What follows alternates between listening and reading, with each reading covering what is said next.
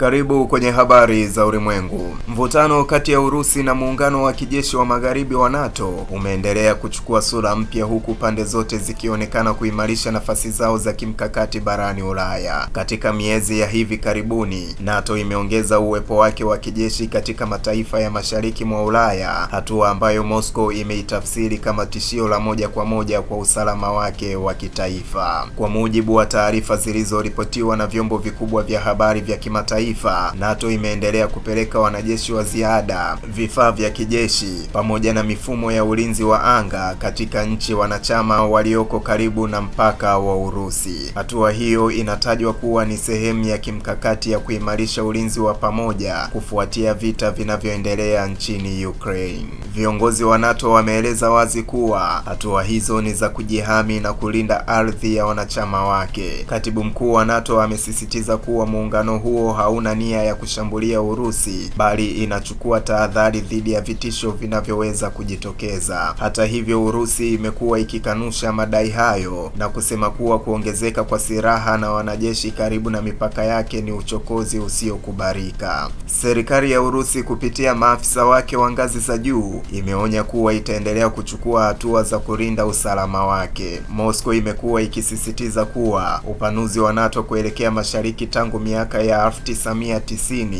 umekuwa chanzo kikuu cha misuguano ya sasa, na kwamba hali hiyo imeongeza pengo la kutokuaminika kati ya pande hizo mbili.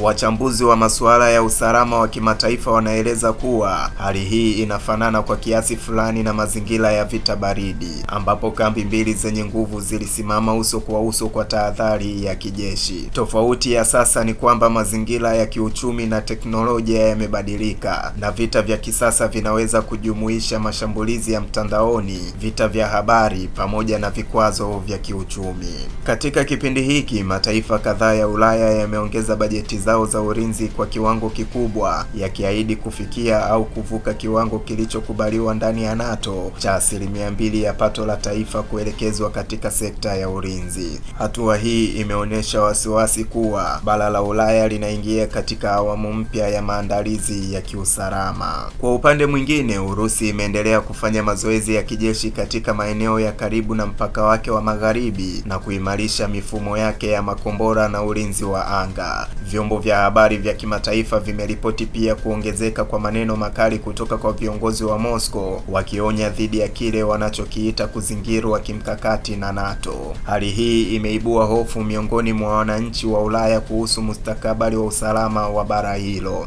Wataalamu wanaonya kuwa kadri silaha zinavyoongezeka na mawasiliano ya moja kwa moja ya kijeshi kupungua, ndivyo hatari ya makosa ya kiuhasibu au tafsiri potofu inavyoweza kuongezeka. Hata hivyo, bado kuna juhudi za kidiplomasia zinaendelea nyuma ya pazia. Baadhi ya nchi wanachama wa NATO zimekuwa zikisisitiza umuhimu wa kuendelea kuweka wazi njia za mazungumzo na Moscow ili kuzuia hali isifike katika kiwango cha mzozo wa wazi wa kijeshi. Kwa sasa, taswira inayoonekana ni ya ushindani mkali wa kimkakati baina ya NATO na Urusi, huku kila upande ukidai kuwa unalinda maslahi yake halali ya kiusalama. Swali linalobaki ni iwapo ushindani huu utaendelea kuwa wa kisaikolojia na wa maandalizi tu, au kama dunia inakaribia kushuhudia awamu mpya ya mvutano mkubwa wa kijeshi barani Ulaya. Mimi ni Isaac Samuel na hii ni Vision TV.